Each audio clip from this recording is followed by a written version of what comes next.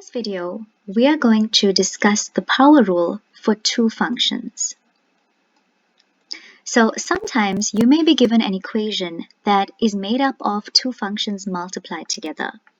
So if we have y is equal to the function f being multiplied with the function g, then our power rule tells us that the derivative of y is equal to the derivative of the first function being multiplied by the second function as is, plus the first function as is being multiplied by the derivative of the second function.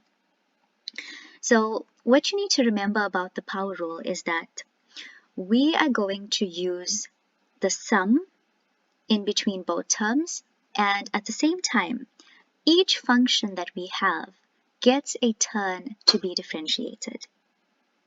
Now, it'll be a lot easier if we can apply this to an example. So our example is y is equal to, and in the first bracket we have 2x to the power 4 minus 3x plus 5. And in the second bracket we have x squared minus the square root of x plus 2 over x.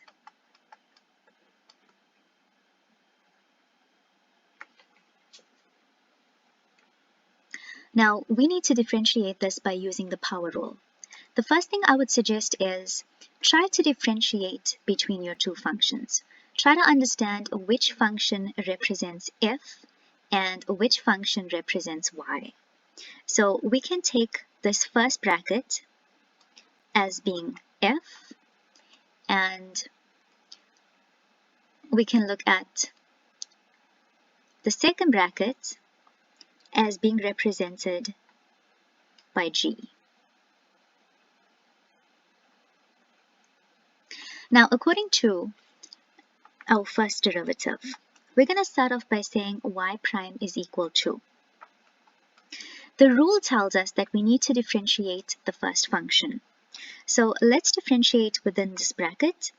We know that according to the power rule, we are going to take the exponent and multiply it with the coefficient.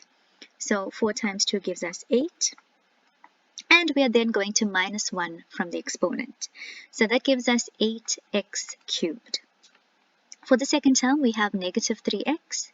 When you are differentiating a term that just has x to the power 1, the x falls away. So we are left with negative 3, and the derivative of plus 5 is 0. So remember that the derivative of a constant is 0. So by differentiating the first bracket, by differentiating f, we end up with 8x cubed minus 3. Now, part of the rule tells you that it's f prime times g. So the second bracket, which represents g, is going to stay as is. That will remain as x squared minus the square root of x plus 2 over x. So according to the rule, the next thing we're going to have is a plus. And the rule tells us that we're now going to keep the first function as is, so f will stay as is, and we now differentiate the second function. So I'm just going to write it underneath. Keeping the first bracket as is, we have 2x to the power 4 minus 3x plus 5, and differentiating the second bracket, the derivative of x squared is going to give us 2x. And what about the derivative of negative root x? So there's just a note. There's just something that we need to take note of. That's going to make it a lot easier for us. I need you to remember that the derivative of the square root of x is equal to 1 over 2 root x. So this will save you a lot of time when you are differentiating. Whenever you have the square root of x and you're going to get the first derivative of it, it would be 1 over 2 root x. So for the second term, where we have minus root x, it's going to be minus 1 over 2 root x. And where we are differentiating plus 2 over x, so there's a long way of looking at that and a shorter way. I first want to show you what you've learned according to school.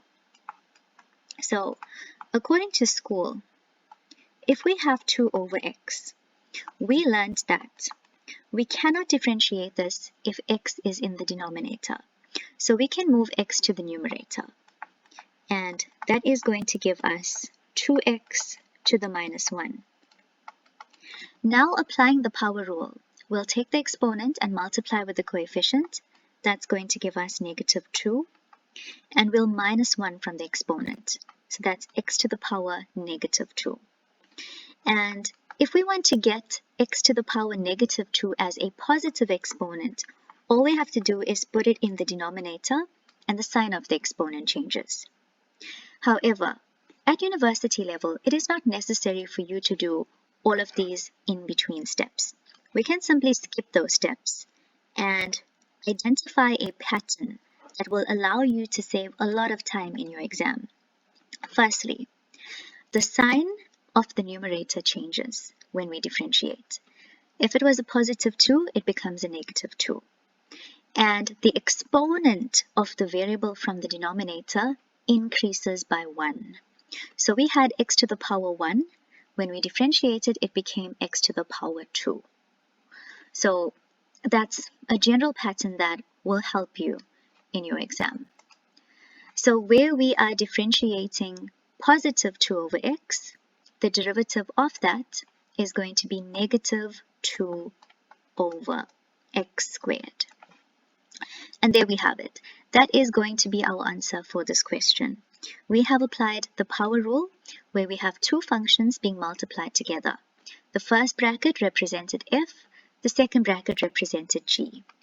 And our power rule tells us that we differentiate the first function and we keep the second function as is. We put a plus in between, we keep the first function as is, and we differentiate the second function. In the next video, I will be discussing the product rule for 3 functions.